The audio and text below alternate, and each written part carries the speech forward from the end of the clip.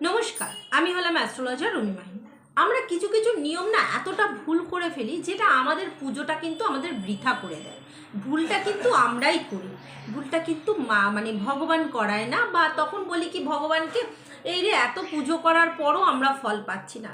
দেখতে হবে তো ভুলটা কার। ভুলটা যদি আমি করি তাহলে ভগবান ঠিকঠাকভাবে যদি পুজো নাই পান তাহলে কি করে উনি আমাদেরকে সাহায্য করবেন।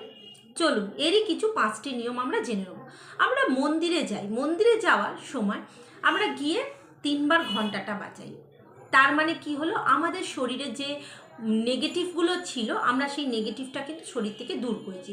কোনো দিন গিয়ে ঘন্টা বাজাবেন 3বার, কিন্তু মন্দির থেকে ফেরার সময় কোনো দিন ঘন্টা বাজাবেন না। এতে কিন্তু আপনার শরীরে কিন্তু নেগেটিভ এবং আপনার চারিদিকে খারাপ জিনিসটা কিন্তু জড়িয়ে পড়বে।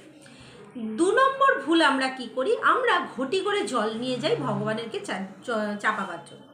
আসবার সময় কি করি, আমরা খালি ঘটিটা নিয়ে চলে আসি। এতে কি হলো, আমরা গেলাম তো ভর্তি জিনিস নিয়ে, খালি জিনিস নিয়ে আসছি যখন, তখন ভগবানের থেকে আর কিছু নিলাম না, মানে খালি, ভগবান আমাদের খালি হাতেই পাঠিয়ে দিল।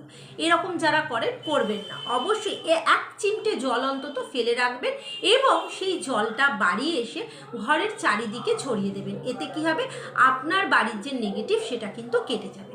3 নম্বর ভুল করি আমরা কি, আমরা প্রসাদ, ভগবানেরকে যে প্রসাদটা চাপাই সেটা পাই।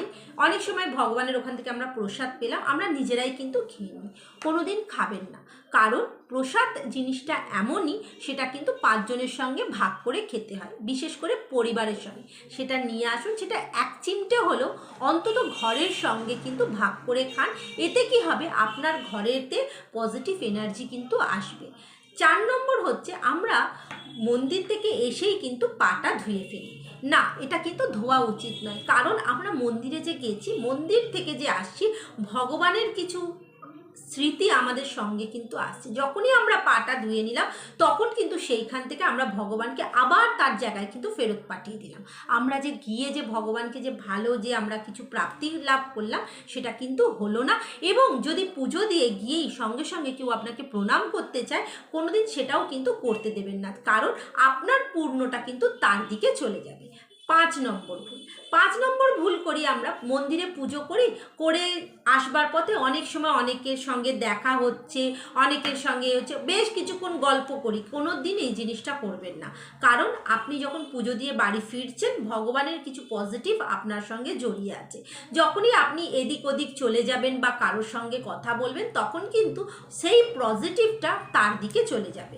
মন্দিরে পুজো দেওয়া হয়ে গেলে একদম সিধে ঘরে চলে আসুন, পজিটিভটা আপনার সঙ্গে আপনার ঘরে চলে আসবে। এই নিয়মগুলো করবেন। এই ছোট ছোট নিয়ম হয়তো আমরা অনেকেই করি না, কিন্তু করা উচিত। করলে কিন্তু আমাদেরই জীবনটা কিন্তু ভালো হবে, ভগবানের যে আশীর্বাদটা সেটা কিন্তু আমরা পাবো। অবশ্যই আমাকে ফলো করবেন, এরকম ছোট ছোট কিছু টিপস আপনাদের আমি দিতেই থাকবো। নমস্কার।